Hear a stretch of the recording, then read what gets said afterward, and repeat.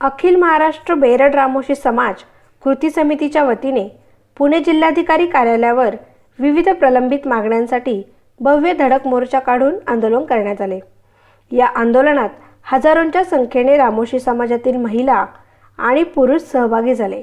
आमच्या मागण्या जे भारताचे पहिले आद्य क्रांतिकारक उमाजी नाईक होते त्यांना क्रांतिकारक म्हणून घोषित करा आणि उमाजी नाईकांची जयंती व पुण्यतिथी शासनाने साजरी करा अशी आमची मागणी आहे। दुसरी मागणी आमची अशी आहे की उमाजी नाईकांचं जे राष्ट्रीय स्मारक आहे पिवडी येथे भारीव तरतूद म्हणजे 5 ते 6 कोटी रुपये त्या याच्याकरता द्यावे।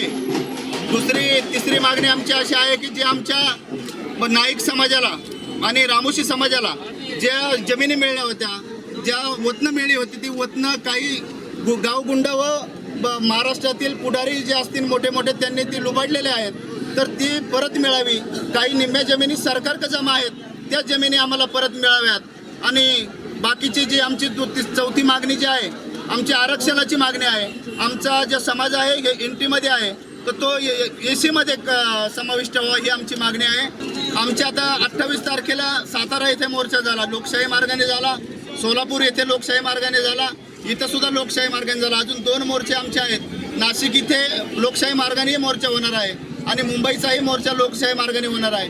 पण मुंबईचा मोर्चा झाल्यानंतर आमच्या मागण्या जर पूर्ण नाही झाल्या तर सांगलीचा जो मोर्चा होणार आहे तो रामोशी समाजाच्या स्टाईलमधला मोर्चा होणार आहे, क्रांतिकारक समाजाच्या स्टाईलमधला होणार आहे। तिथं आम्ही कुणाचंही ऐकू शकत नाही, त्या ठिकाणी समाजही माझा ऐकू शकत नाही। त्याच्यामुळे आपल्या माध्यमातून मी सरकारला विनंती करतो की छोट्या छोट्या मागण्या आहेत, समाजाला अजून वेटीस धरू नका। इथून मागे जेवढेही सरकार आले यांनी कुणीही आमच्या समाजाकरता कुठलंही म्हणणं मांडलं नाही किंवा आमच्या मागण्या पूर्ण केल्या नाही। सरकारने 7 सप्टेंबरला उमाजी नाईक यांची शासकीय स्तरावर जयंती साजरी करावी, उमाजी नाईक यांचे राष्ट्रीय स्मारक उभारावे, रामोशी समाजाच्या कल्याणासाठी उमाजी नाईक मंडळ तयार करण्यात यावे, धनदांडग्यांनी बळकावलेली रामोशी समाजाची इनामी वतने परत करावी आणि बेरड रामोशी आणि तत्सम जमातीचा अनुसूचित जमातीच्या यादीत समावेश अशा विविध प्रलंबित मागणीसाठी हा मोर्चा काढण्यात आला।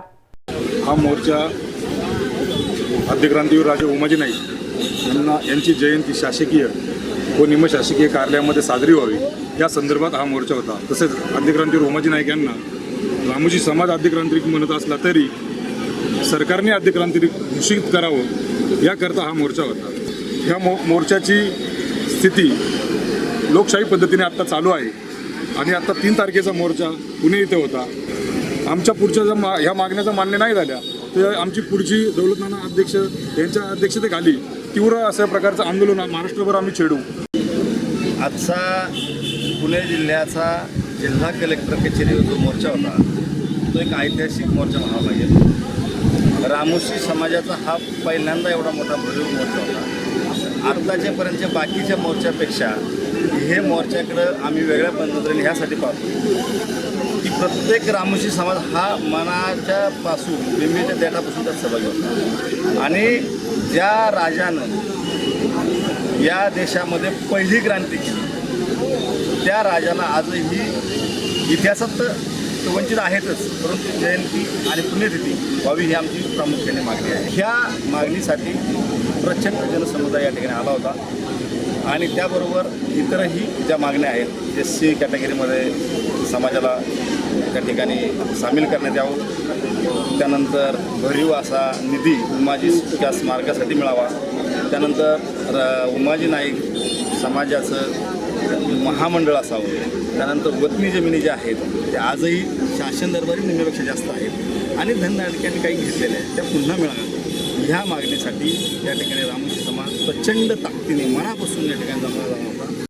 मागण्या लवकर मान्य न झाल्यास सांगली जिल्ह्यात रामोशी पद्धतीने आंदोलन करण्याचा इशारा बेरड रामोशी समाज कृती समितीच्या वतीने दिला। Bureau report nation 1 TV Pune.